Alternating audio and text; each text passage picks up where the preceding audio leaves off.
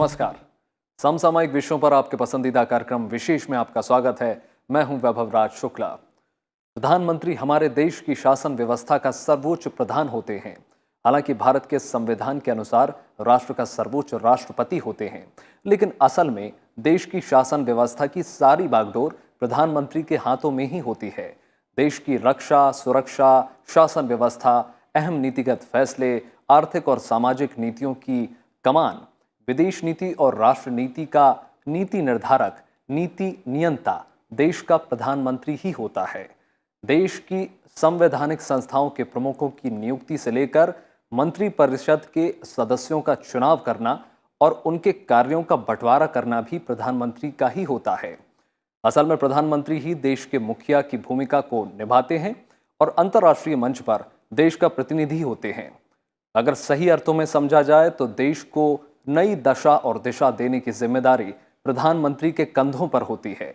आज विशेष में हम बात करेंगे प्रधानमंत्री के अधिकारों की, उनकी शक्तियों की और मंत्रिपरिषद के गठन से लेकर उनकी अहम जिम्मेदारियों की। तो आइए शुरू करते हैं आज का विशेष।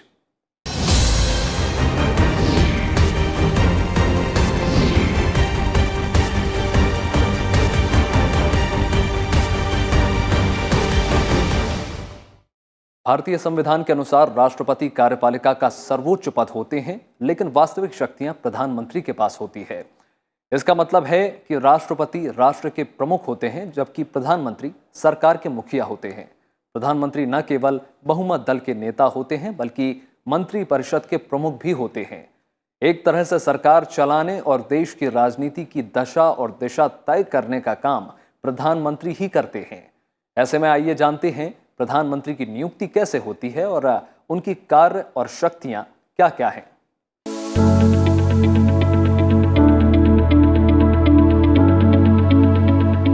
प्रधानमंत्री मंत्रिपरिषद का नेता होता है।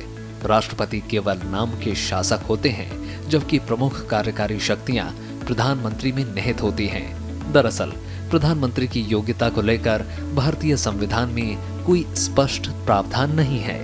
बस इतना कहा गया है कि वो लोकसभा में बहुमत प्राप्त दल का नेता हो। प्रधानमंत्री लोकसभा या राज्यसभा दोनों सदनों में से किसी एक का सदस्य हो सकता है। संसदीय शासन प्रणाली में प्रधानमंत्री का स्थान बहुत ही महत्वपूर्ण है। वो संसद और कार्यपालिका दोनों पर नियंत्रण रखता है। मंत्रिपरिषद का गठन करने की शक्ति प्रधानमंत्री को है। राष्ट्रपति केवल उन्हीं लोगों को मंत्री बना सकते हैं जिनके नामों की सिफारिश प्रधानमंत्री करते हैं। ये प्रधानमंत्री ही तय करते हैं कि किस मंत्री को कौन सा विभाग दिया जाएगा। प्रधानमंत्री मंत्रियों को दिए गए विभाग में फिर बदल भी कर सकते हैं। किसी मंत्री को त्यागपत्र देने या उसे बर्खास्त करने की सलाह राष्ट्रपति को देने का अधिकार भी प्रधानमंत्री को ही है। प्रधानमंत्री न केवल मंत्रिपरिषद की बैठक की अध्यक्षता करते हैं, बल्कि उसके सभी कार्यवाहियों का संचालन भी करते हैं। प्रधानमंत्री का एक महत्वपूर्ण काम शासन के सभी विभागों से तालमेल बिठाना भी है, ताकि पूरा शासन एक इकाई के रूप में कार्य कर सके। इसे लेकर वो मंत्रियों की गतिविधियों को नियंत्रित और निर्देशित करने का अधिकार भी रखते हैं। इसके अलावा प्रधानमंत्री अपने पद से त्यागपत्र देकर पूरे मंत्रिमंडल को बर्खास्त करने की सिफारिश भी राष्ट्रपति से कर सकते हैं। यानी वो राष्ट्रपति को लोकसभा भंग कर नए सिरे से चुनाव करवाने की सलाह दे सकते हैं। प्रधानमंत्री के पद के साथ एक बात काफी महत्वपूर्ण है कि अगर वो अपने पद से त्यागपत्र दे देते हैं या उनकी मृत्यु हो जाती है, तो कोई भी दूसरा मंत्री कोई कार्य नहीं कर सकता। यानी प्रधानमंत्री की मृत्यु के साथ ही मंत्रिपरिषद स्वतः विघटन हो जाती है। प्रधानमंत्री अपने मंत्रिमंडल का निर्वाचन भी करते हैं और जिन लोगों को मंत्रिपरिषद में लेने की वो सिफारिश करते हैं, उन्हीं को राष्ट्रपति शपथ दिलवाते हैं पद और गोपनीयता की। तो इनका एक कैबिनेट की मीटिंग्स को भी हेड करते हैं प्रधानमंत्री। जो काउंसिल ऑफ मिनिस्टर्स की मीटिंग होती है उसको हेड करते हैं। और बहुत सारे ऐसे मंत्रालय हैं जो बहुत सेंसिटिव होते हैं, प्रधानमंत्री अपने पास रखते हैं। कैबिनेट की मीटिंग को चेयर करना और इम्पॉर्टेंट विभाग जो हैं वो भी अपने पास रख सकते हैं, और नीति आयोग का चेयरमैन एक्ट करना, ये सब उनके प्रधानमंत्री के क्षेत्र में आता है। प्रधानमंत्री देश के कई महत्वपूर्ण पदों पर नियुक्ति को लेकर राष्ट्रपति को राय भी देते हैं। दरअसल राष्ट्रपति को जो नियुक्तियां करने का अधिकार प्राप्त है, व्यवहार में वे सभी नियुक्तियां प्रधानमंत्री के परामर्श से ही राष्ट्रपति द्वारा की जाती हैं। इसके अलावा प्रधानमंत्री राष्ट्रपति को संसद का सत्र शुरू करने और उसका सत्रावसान करने की राय भी देते हैं। संसद की सभा पटल पर सरकार की नीतियों की घोषणा भी प्रधानमंत्री ही करते हैं। अनुच्छेद 78A के तहत प्रधानमंत्री का ये दायित्व है कि वो संघ के कार्यों के प्रशासन के बारे में और विधान से जुड़े प्रस्तावनाओं के बारे में मंत्रिपरिषद जो भी निर्णय करे, उन सब की सूची राष्ट्रपति को दे और राष्ट्रपति जो जानकारियां प्रधानमंत्री से मांगे, उसकी जानकारी भी उन्हें दे। इस तरह प्रधानमंत्री का ये दायित्व है कि मंत्रिपरिषद के सभी कार्यों की रिपोर्ट राष्ट्रपति को सौंपे। इसके साथ ही संघ के कार्यकलाप और प्रशासन पर मंत्रिपरिषद द्वारा लिए गए निर्णयों से राष्ट्रपति को अवगत कराना भी प्रधानमंत्री की जिम्मेदारी है। देखिए, प्रधानमंत्री एक एग्जीक्यूटिव हेड हैं हमारे संविधान के अंदर। हमारे जो संविधान के अंदर सरकार के 3 अंग हैं, कार्यपालिका, न्यायपालिका और लेजिस्लेचर जो हैं, उन तीनों में एग्जीक्यूटिव, जिसको हम कार्यपालिका कहते हैं, उसके हेड जो होते हैं, एग्जीक्यूटिव जो होते हैं, वो प्रेसिडेंट होते हैं। लेकिन प्रेसिडेंट जो एग्जीक्यूटिव के कार्य करते हैं वो on the aid and advice of the council of minister करते हैं। वो काउंसिल ऑफ मिनिस्टर होती है, that is headed by the prime minister. तो basically it's a joint and collective responsibility of all the ministers who are headed by the prime minister to ensure कि जो government का काम है वो नियमानुसार चले और जो गवर्नमेंट की पॉलिसीज हैं उनको कैरी फॉरवर्ड किया जाए। इन सब के अलावा प्रधानमंत्री को कई अन्य महत्वपूर्ण जिम्मेदारियों का निर्वहन भी करना पड़ता है। वो नीति आयोग, राष्ट्रीय विकास परिषद, राष्ट्रीय एकता परिषद, अंतर्राज्यीय परिषद और राष्ट्रीय जल संसाधन परिषद के अध्यक्ष भी होते हैं। इस तरह भारत के प्रधानमंत्री के कार्य और उनकी जिम्मेदारियां बेहद महत्वपूर्ण हो जाती हैं। जब तक प्रधानमंत्री को संसद के बहुमत का विश्वास प्राप्त है, तब तक उसे संविधान के तहत सरकार चलाने का अधिकार है। Bureau report, Rajya Sabha TV. संविधान निर्माण में बेहद महत्वपूर्ण भूमिका निभाने वाले बाबा साहब अम्बेडकर ने कहा था कि शक्तियों के लिहाज से भारत के प्रधानमंत्री की तुलना अमेरिका के राष्ट्रपति से की जा सकती है। दरअसल प्रधानमंत्री के अधिकार इस तरह के हैं कि उसी देश के नागरिक के जीवन पर किसी न किसी रूप में असर पड़ता ही है। ब्रिटिश प्रधानमंत्री की तरह भारत के प्रधानमंत्री सिर्फ प्राइमस इंटर पेरिस यानी एक समूह का अगवा ही नहीं, सर आइवर जेनिंग्स के मुताबिक वो एक सूर्य हैं जिसके आसपास अन्य मंत्री ग्रहों की तरह कार्य करते रहते हैं।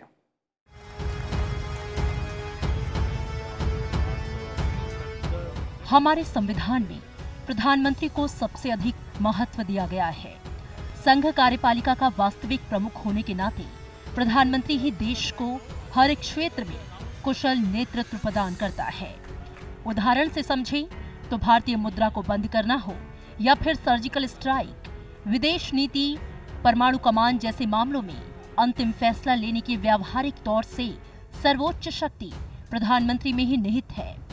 संसदीय व्यवस्था में वास्तविक कार्यकारी शक्ति मंत्रिपरिषद में होती है, जिसका प्रमुख प्रधानमंत्री होता है। प्रधानमंत्री देश का मुख्य कार्यकारी होता है और वो केंद्र सरकार के प्रमुख के रूप में काम करता है। सैद्धांतिक तौर से रक्षा बलों के मुखिया भारत के राष्ट्रपति होते हैं, लेकिन वास्तविक शक्ति प्रधानमंत्री के हाथों में निहित रहती है। प्राइम मिनिस्टर जो है वो काउंसिल ऑफ मिनिस्टर्स का हेड होता है, तो सारी पॉलिसीज़ जो बनाती है गवर्नमेंट, तो उसका वो नेतृत्व करते हैं।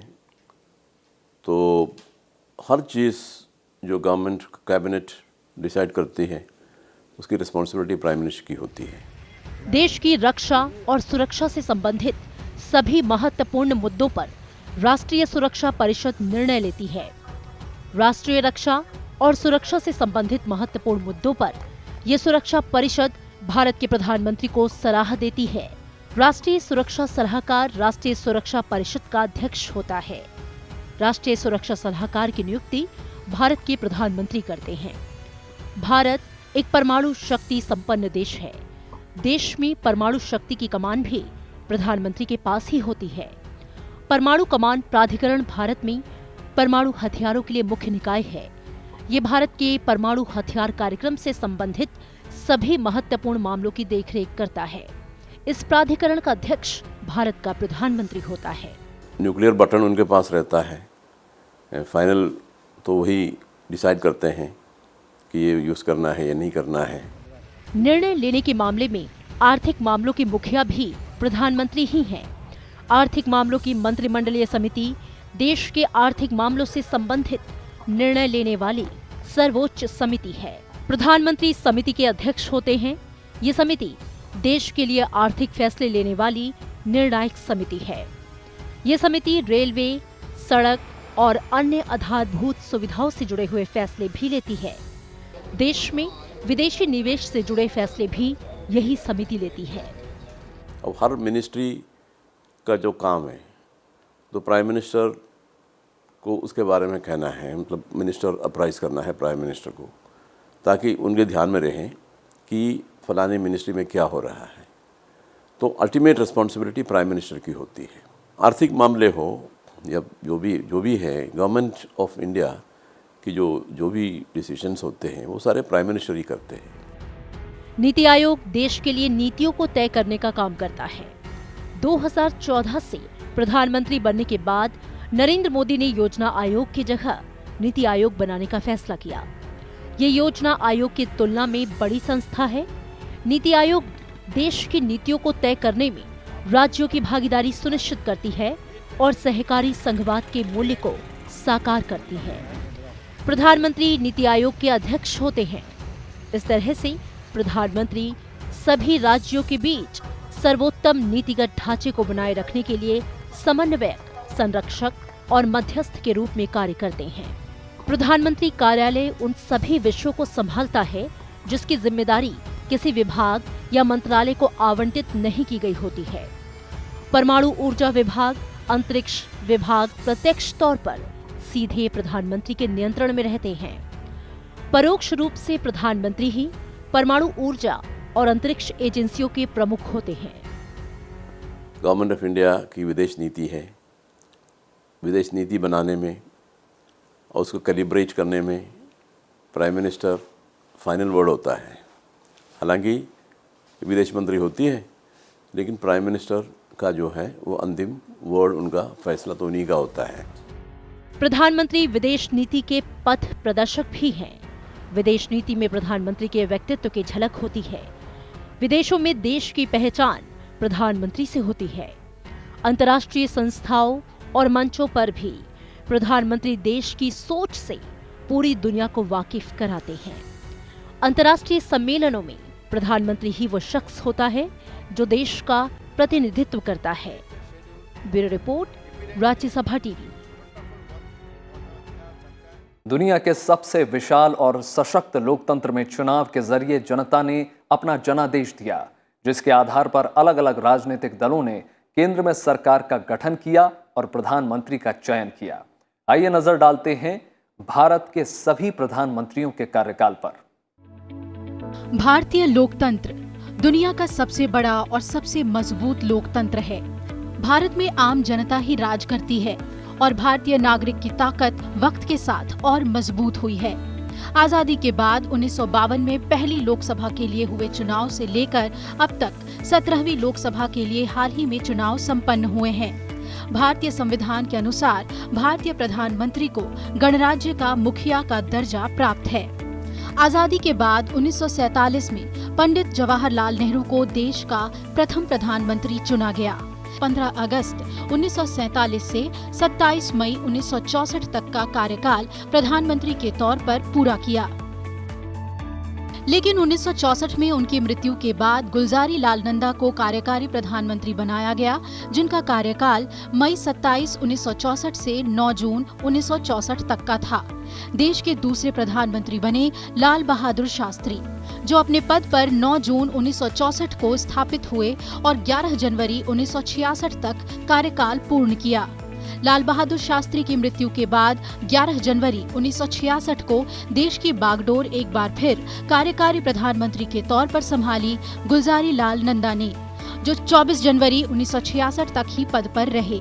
इसके बाद श्रीमती इंदिरा गांधी को देश की प्रधानमंत्री पद के लिए चुना गया।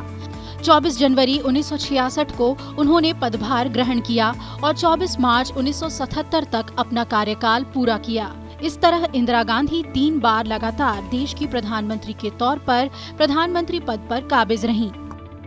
1977 के आपातकाल के बाद पहली बार चुनाव हुए थे।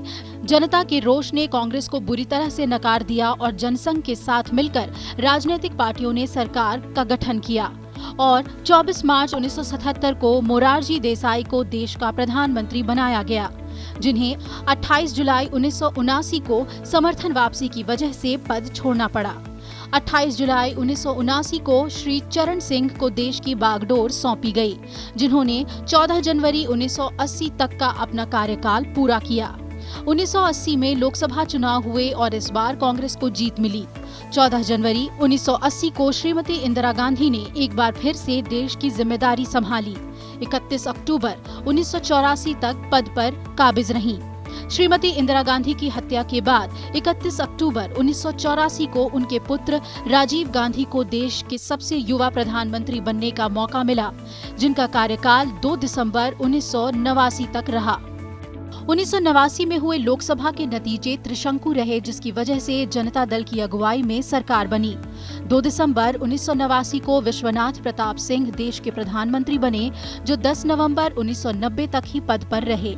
इसके बाद 10 नवंबर 1990 से 21 जून 1991 तक श्री चंद्रशेखर प्रधानमंत्री रहे और आम चुनाव हुए।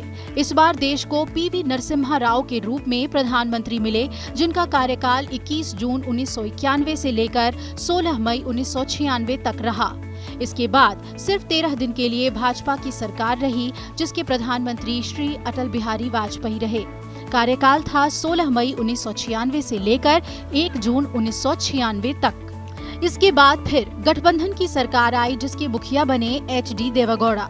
1 जून 1996 से 21 अप्रैल 1997 तक का कार्यकाल देवेगौड़ा ने पीएम के तौर पर पूरा किया। 21 अप्रैल 1997 से 19 मार्च 1998 तक गठबंधन ने प्रधानमंत्री के तौर पर IK गुजराल को चुना।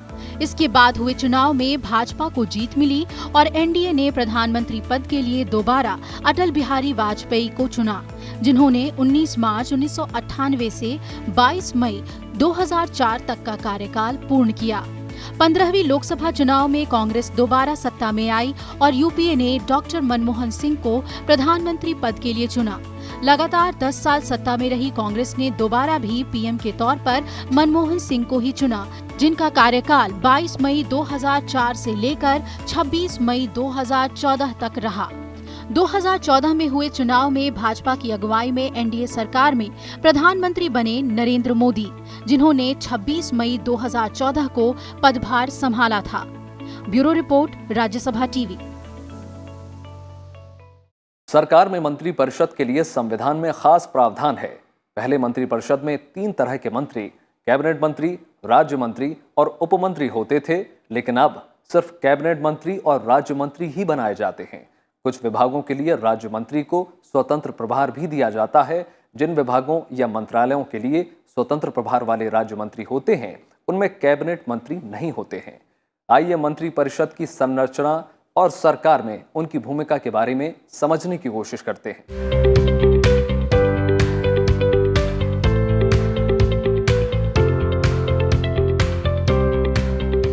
संविधान के अनुच्छेद 74 के तहत राष्ट्रपति को उसके कार्यों के संचालन और शक्तियों के प्रयोग में सहायता और सुझाव देने के लिए एक मंत्रिपरिषद होगी, जिसका प्रमुख प्रधानमंत्री होगा। संविधान के अनुच्छेद 75 के मुताबिक प्रधानमंत्री की नियुक्ति राष्ट्रपति करते हैं और अन्य मंत्रियों की नियुक्ति राष्ट्रपति प्रधानमंत्री की सलाह पर करते हैं। मंत्रिपरिषद में 3 स्तरीय मंत्री होते हैं: कैबिनेट स्तर के मंत्री, राज्य स्तर के मंत्री और उपमंत्री। मंत्रिमंडल के सदस्यों को उनके कार्यों में सहायता देने के लिए राज्य मंत्रियों और उपमंत्रियों को नियुक्त किया जाता है। इन सबको मिलाकर मंत्रिपरिषद कहा जाता है।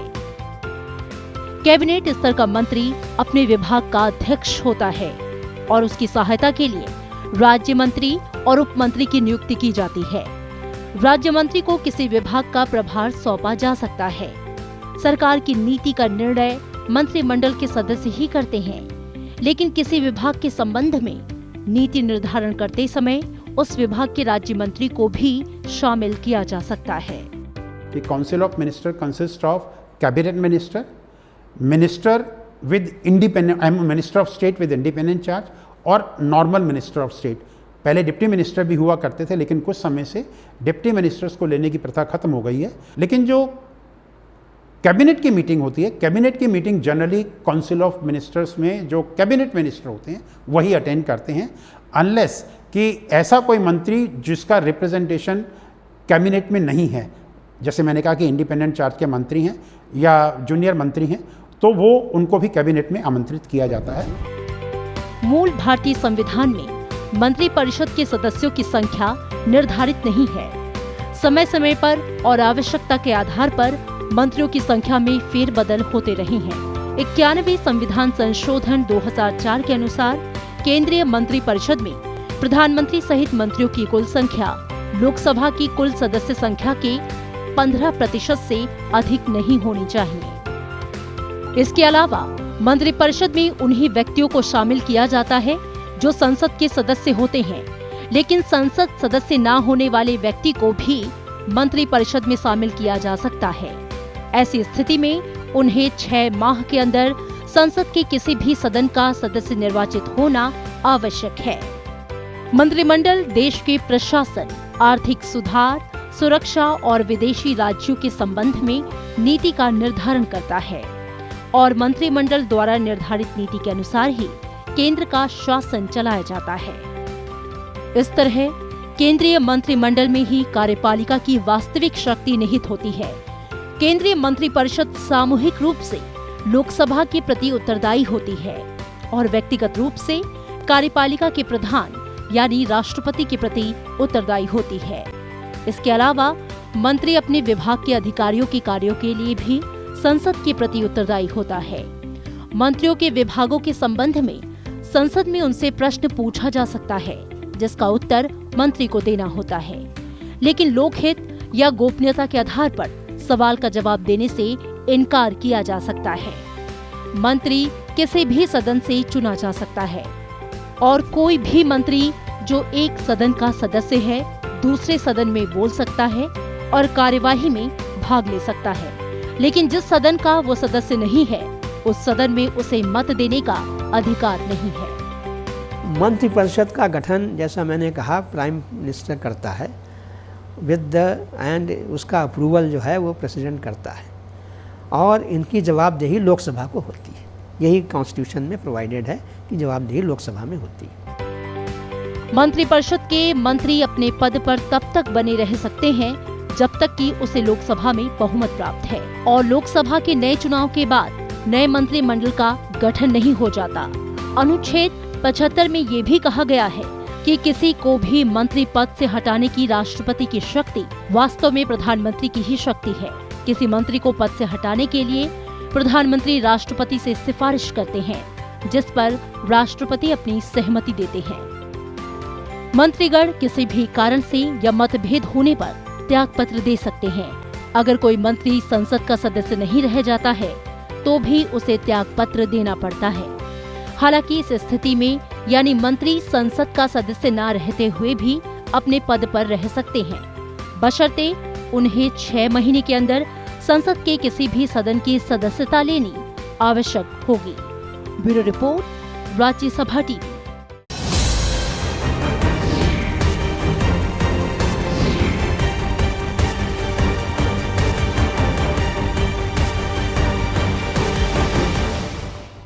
आज के विशेष में इतना ही। उम्मीद है आपको विशेष का ये अंक पसंद आया होगा। आप ये हमारा कार्यक्रम YouTube पर भी देख सकते हैं, जहां में आपकी प्रतिक्रियाओं का बेसब्री से इंतजार रहता है। बाकी देश और दुनिया की तमाम बड़ी खबरों के लिए जुड़े रहिए राज्यसभा टेलीविजन के साथ। नमस्कार।